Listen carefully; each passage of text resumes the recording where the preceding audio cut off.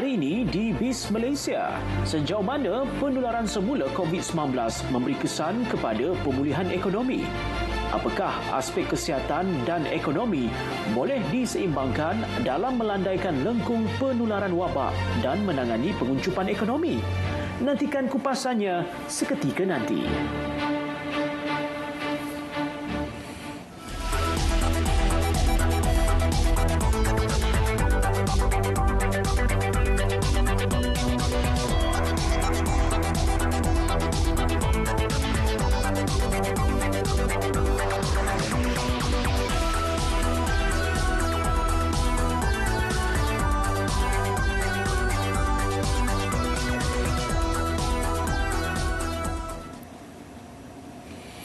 Selamat dan salam sejahtera. Saya Ray Robin dan ini BIS Malaysia edisi Jumaat 23 Oktober 2020.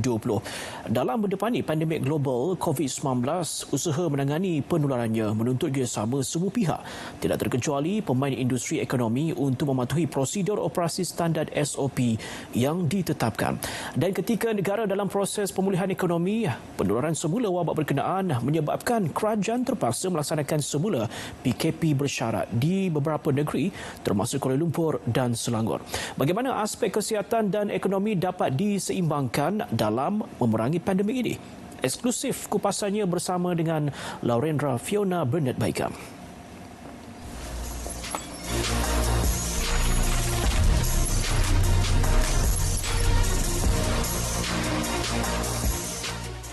Setakat ini proses pemulihan ekonomi berjalan dengan lancar.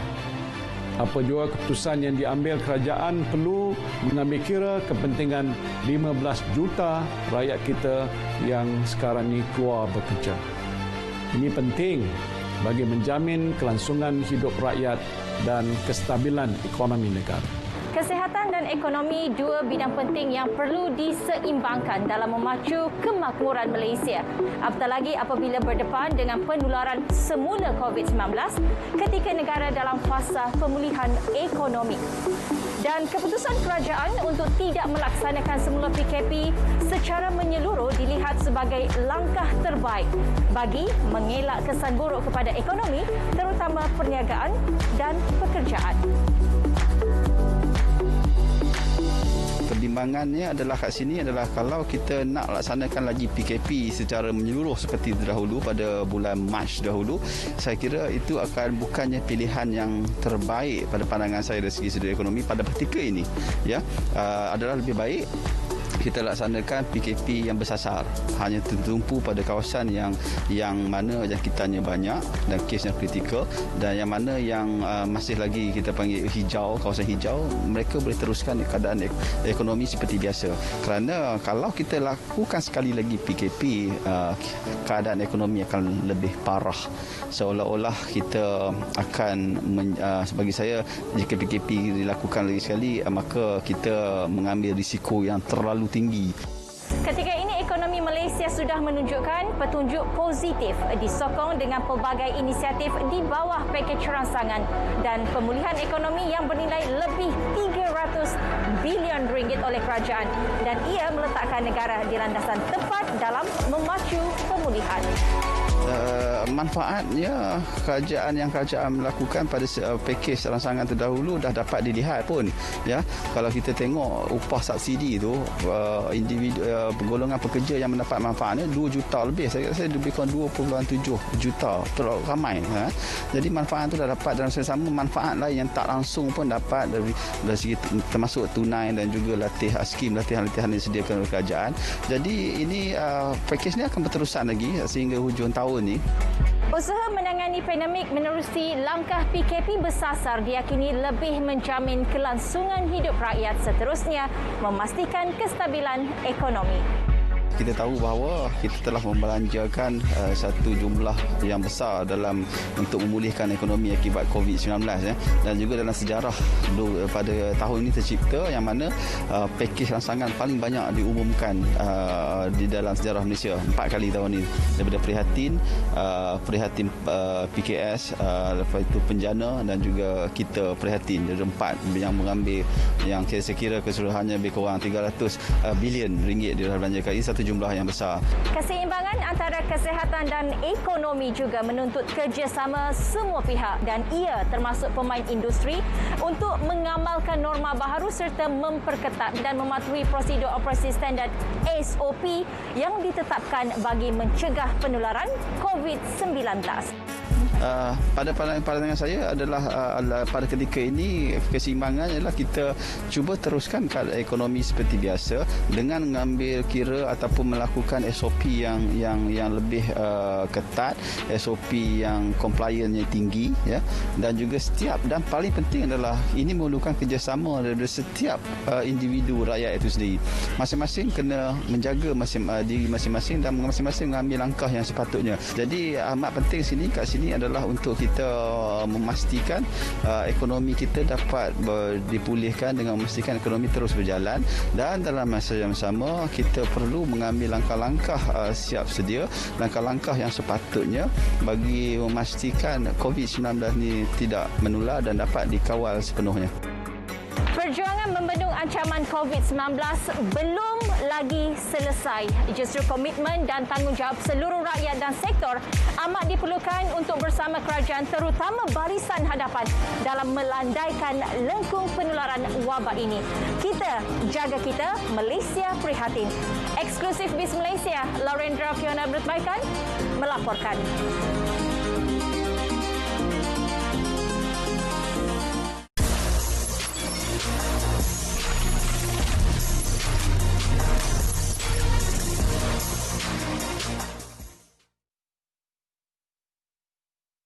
Keseimbangan kesihatan dan juga ekonomi.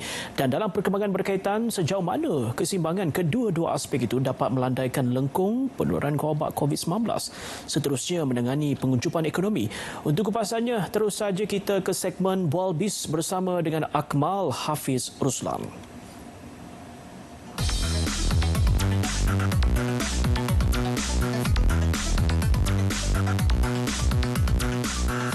Baik, terima kasih kepada rakan dan penyampai di studio, dan untuk waktu ini bagi segmen Bual Biz kita membawakan kepada anda seorang lagi tetamu yang akan membincangkan topik yang sangat berkaitan dengan situasi ketika ini dan juga akan memberi manfaat kepada kita semua.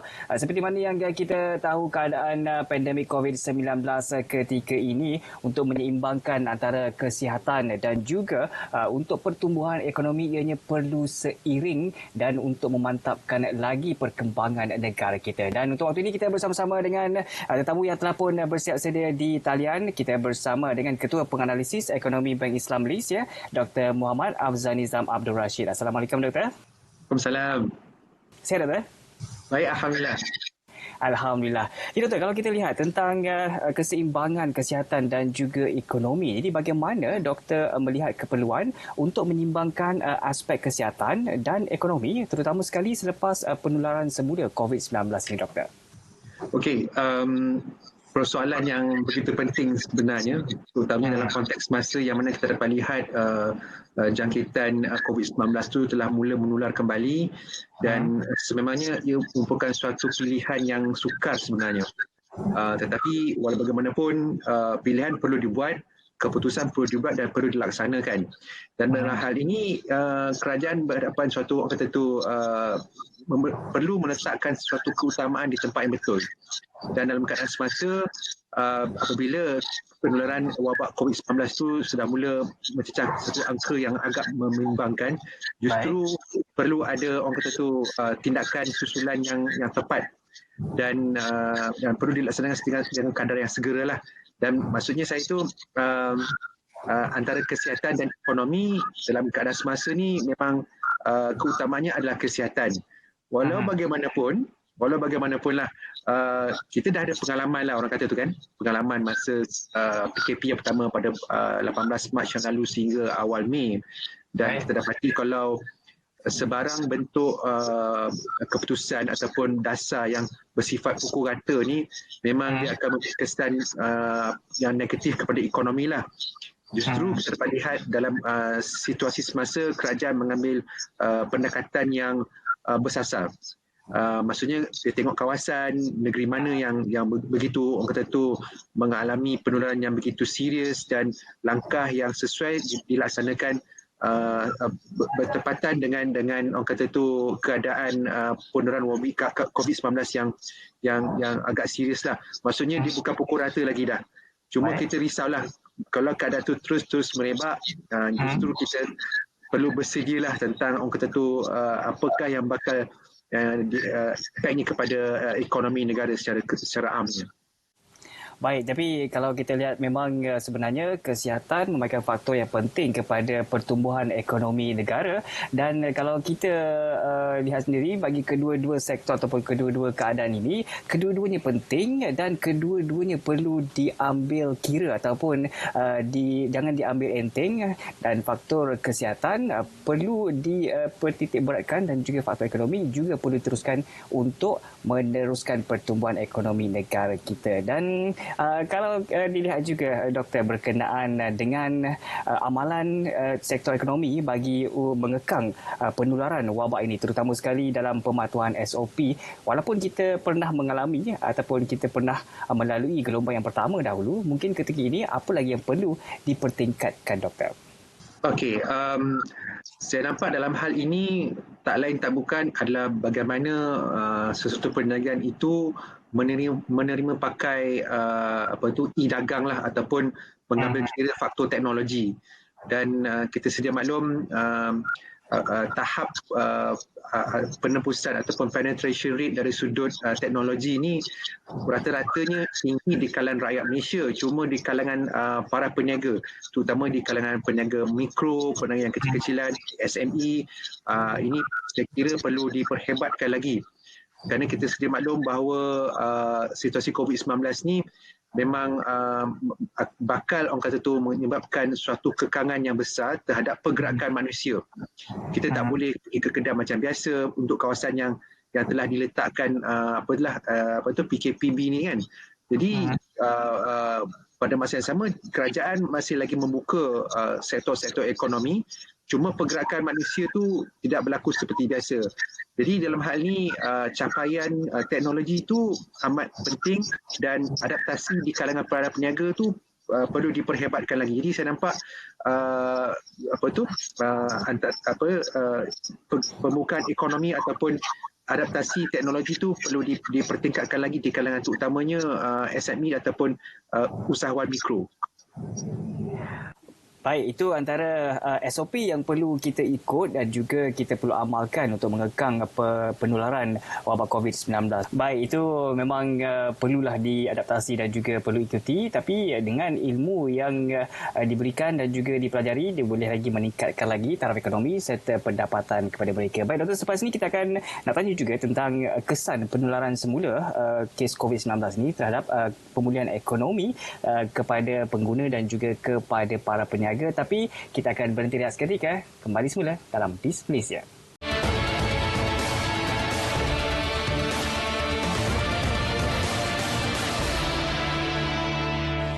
Kerajaan membuat keputusan untuk menyediakan bantuan tambahan untuk rakyat melalui pemberian tunai tambahan di bawah Bantuan Prihatin Nasional 2.0 dengan peruntukan hampir 7 bilion ringgit.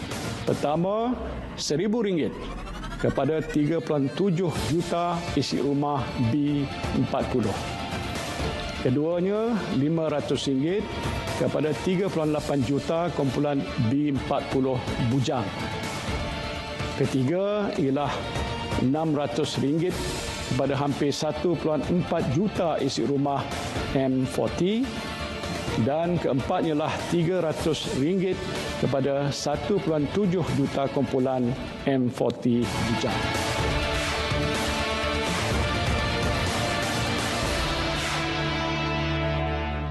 Terima kasih kepada semua yang masih lagi bersama-sama dengan kami dalam Bis Malaysia untuk segmen Bual Bis. Pada petang ini kita bersama dengan tetamu yang berada di talian. Kita bersama dengan Ketua Penganalisis Ekonomi Bank Islam Malaysia, Dr. Muhammad Afzanizam Abdul Rashid, yang membincangkan tentang topik keseimbangan kesihatan dan ekonomi. Baik, Doktor, seperti yang kita kongsikan sebentar tadi, mungkin kita tahu juga kesan penularan semula kes COVID-19 ini terhadap pemulihan ekonomi ketika ini. Pemulihan ekonomi itu, kalau kita lihat data ekonomi ni agak lambat lah. Maksudnya kalau kita lihat KDNK yang terbaru pun yang kita dapat tahu hanyalah pada suku kedua. Suku ketiga akan diumumkan sekitar dalam bulan November nanti. Walau bagaimanapun angka-angka yang kita dapat lihat, contoh yang terbaru kadar pengangguran kadar pengangguran kekal stabil sekitar 4.7% pada bulan Ogos yang lalu. Kalau kita lihat pada bulan Mei yang lalu ia mencecah paras tertinggi iaitu 5.3%. Jadi berdasarkan angka pengangguran itu tadi daripada bulan 5 atau bulan Mei sehingga bulan Ogos memang ada peningkatan lah, dan ini seiring dengan proses pembukaan ekonomi yang secara beransur-ansur. Namun begitu, kalau kita lihat pada bulan Oktober, sekitar pertengahan bulan September, sekitar pada bulan ini dan mungkin seterusnya, kita dapat lihat situasi COVID-19 tu sudah mula memberi kesan lah. Maksudnya kita dapat lihat peningkatan kes dan disusuli pula dengan respon daripada pihak kerajaan yang melaksanakan PKPB. Dan kalau kita dapat lihat ekonomi-ekonomi yang penting seperti negeri Selangor, wilayah Persekutuan Kuala Lumpur, wilayah Persekutuan Putrajaya, ini merupakan ekonomi yang besar. Saya kira kalau macam Selangor sekitar 23% macam tu sumbangannya kepada KDNK. Jadi collectively tu kalau dia punya sumbangannya tu besar. Jadi kalau katakanlah ekonomi ini, kalau katakanlah PKBB tu berhenti setakat apa yang ditetapkan, yang kita tahu dia bakal ditamatkan pada 27 Oktober. Kalau setakat 27 Oktober tu saya jangkakan dia punya kesan tu agak minimum lah. Cuma jadi kebimbangan kita apakah akan terjadi sekiranya PKPB ni dilanjutkan lagi. Jadi satu ekonomi yang besar seperti Selangor dan Kuala Lumpur seharusnya saya jangkakan proses pemulihan ekonomi tu masih berlaku, cuma dia punya momentum tu agak perlahan. Kalau katakanlah daripada bulan Mei sehingga bulan Ogos, recovery atau pemulihan tu agak rancak. Tapi kalau ada bulan Oktober ni nampak saya jangkakan dia punya kerancakan pemulihan ekonomi tu sedikit terjejas akibat daripada pelaksanaan PKPB ini. Baik, jadi kalau pada pandangan doktor sendiri berkenaan dengan sekiranya PKPB ini dilanjutkan, mungkin ada persediaan yang perlu dilakukan, persediaan yang perlu dilaksanakan oleh para peniaga dan juga para usahawan. Pandangan doktor sendiri. Okey, bagi saya kalau macam para usahawan, para peniaga, kita sedia maklum bahawa moratorium yang bersasar telah pun diumumkan oleh pihak kerajaan, dan dalam hal ini suka saya tekankan bagi mereka yang masih lagi menghadapi masalah, masih lagi terkesan dan sebagainya, perlu tampil ke depan dan berjumpa dengan pihak bank untuk berbincang apakah langkah seterusnya yang terbaik untuk membuat satu perstrukturan, satu penjadualan semula kepada pinjaman yang sedia ada. Dan pada ketika ini kita dapat lihat kalau kita lihat kadar dasar semalaman OPR tu merupakan paras yang terendah. So maksudnya kos pinjaman, kos pembiayaan tu berada pada paras yang terendah buat masa ini. Jadi kalau nak lakukan perstrukturan semula pinjaman tu, saya rasa ini merupakan suatu keadaan yang paling sesuai lah. Cuma mereka ini perlu tampil ke depan bersama dengan dokumen-dokumen yang sokongan supaya setiap permohonan tu dapat diluluskan secepat yang mungkin lah. Jadi pesanan saya tu berbaik-baiklah dengan pihak bank, jadi untuk mempermudahkan aliran tunai dan juga perniagaan yang seterusnya. Baik, apapun tindakan kepada peniaga itu sendiri perlu memulakan untuk melaksanakan ataupun merancang strategi pembayaran semula kepada pihak bank. Baik, Doktor, kalau kita lihat juga berkenaan dengan rangsangan serta insentif yang diberikan oleh pihak kerajaan, adakah ianya memadai untuk mendepani cabaran pandemik ini, Doktor? Okey, soal memadai, soal cukup tak cukup, saya rasa ini amat bergantung kepada berapa cepat kita boleh landaikan keluk COVID-19 ni dan berapa cepat kita boleh jumpa ataupun menemui vaksin. Ternyata persoalan ini sukar untuk dijawab buat masa ini. Jadi saya jangkakan kerajaan akan orang kata tu sentiasa bersiap sedia untuk memperkenalkan sebarang bentuk orang kata tu pakej rancangan, dan apa kita dapat lihat kerajaan begitu orang kata berdikit-dikit lah apabila memperkenalkan pakej rancangan itu, dan kita pun sedia malam siling hutang kerajaan pun telah dinaikkan daripada 55% kepada 60%. Jadi ini saya kira memberikan suatu fleksibiliti bagi kerajaan untuk menambahkan perbelanjaan mereka dalam keadaan yang sukar ini. Jadi saya nampak kerajaan bersama dengan pihak Belanja Negara Malaysia, mereka ini akan bersama-sama untuk orang kata tu mentadbir, menguruskan ekonomi supaya dapatlah orang kata tu mencapai suatu bentuk pemulihan ekonomi yang bersifat mampan lah. Tapi apa-apa hal pun situasi COVID-19 ni perlu diatasi secepat mungkin lah. Baik doktor, betul. Itu saya bersetuju juga, dan juga mungkin secara ringkasnya sebagai yang terakhir, sama-sama kita nak kongsikan bagi kesedaran kepada seluruh masyarakat Malaysia. Sebelum ni kita pernah melalui gelombang pertama dan gelombang kedua, dan seterusnya ini merupakan gelombang ketiga untuk menyeimbangkan kesihatan dan juga ekonomi negara. Sebagai persedaran kepada semua, doktor. Okey, pesanan kepada kata tu para penonton bagi saya, satu, sentiasa peka dengan keadaan sekeliling, perlu patuhi SOP dan sebagainya supaya kita dapat landaikan kelon ini secepatnya mungkin, dan kata tu sentiasa mengambil kira apakah pakej-pakej rancangan ekonomi yang berkaitan, dan perlu mengambil peluang yang ada supaya dapat untuk memperbaiki kedudukan kewangan, terutamanya pada masa ketika menghadapi COVID-19 inilah. Baik, ambil peluang dan juga sentiasa memastikan kesihatan kita terjaga, dan juga sama-sama kita membangunkan ekonomi negara kita. Terima kasih kita ucapkan kepada tetamu yang telah pun berkongsi tentang topik keseimbangan kesihatan dan ekonomi. Ketua Penganalisis Ekonomi Bank Islam Malaysia, Dr. Muhammad Afzal Nizam Abdul Rashid, terhadap perkongsian sebentar tadi. Terima kasih, Doktor. Okey, sama-sama. Baik, sekian saja daripada saya, Kamal Hafiz Ruslan, dan kembali bersama rakan penyampai di studio.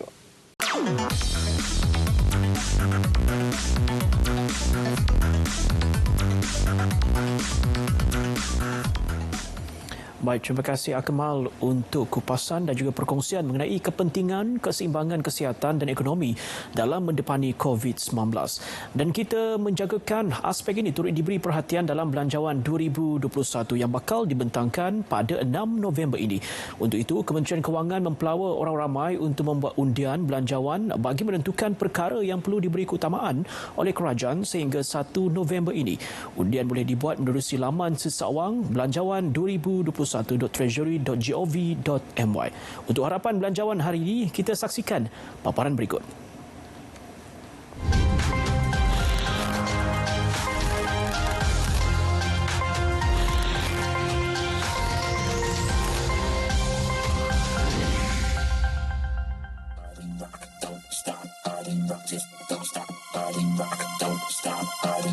Ada dua perkara yang telah terjadi sepanjang pandemik COVID-19 di dunia ini. Salah satu perkara adalah European Union telah membuat pengumuman bahawa mereka memfokuskan semua peruntukan yang mereka ada terhadap green economy, ekonomi hijau. Nombor dua, message daripada United Nations. Message daripada United Nations dalam kerajaan, usaha-usaha kerajaan untuk membasmi COVID-19, untuk membantu ekonomi dan sebagainya. Kita harus ada kelestarian di belakang minda kita dalam semua inisiatif yang kita buat. Jadi daripada wakil daripada MTTC dan juga daripada Kementerian Alam Sekitar dan Air, harapan kami untuk bajet 2021 pastilah jika peruntukan dan juga bajet 2021 dapat memfokuskan juga kepada aspek-aspek kelestarian dan juga aspek-aspek alam sekitar. Kerana sesungguhnya isu kemampanan dan juga kelestarian itu seharusnya menjadi salah satu paksi utama dalam sesebuah negara. Jadi harapan kami bajet 2021 dapat memberikan lebih banyak sokongan terhadap inisiatif kelestarian yang kami lakukan di Kementerian dan di MGTC.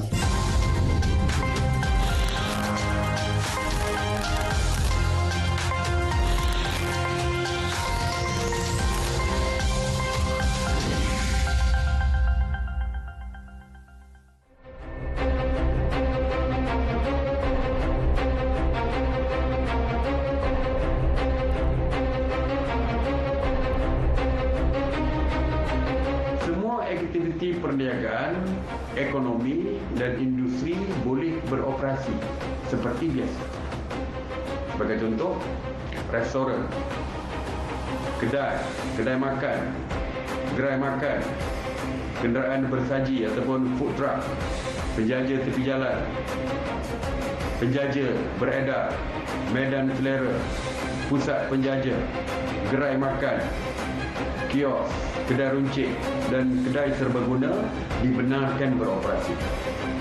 Semua masanya antara 6 hingga 10 malam.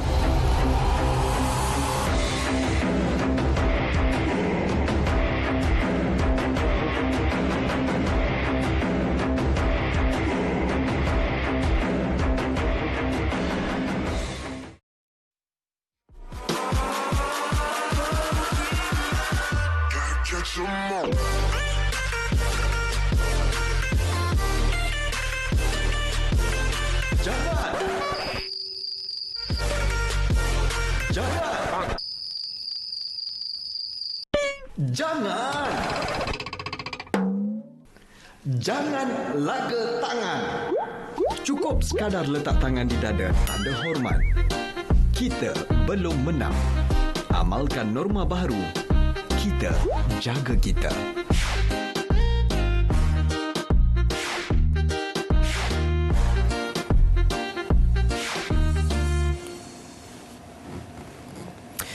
Baik, BIS Malaysia edisi 23 Oktober 2020 berakhir di sini. Terima kasih kerana terus kekal bersama kami di saluran berita RTM.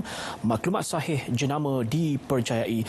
Terus lakukan kawalan kendiri dan patuhi SOP yang ditetapkan bagi mengekang penularan COVID-19. Amalkan mengimbas MySejahtera di mana jua anda berada. Dengan itu, saya Ray Robin, salam hormat dan kita jumpa lagi.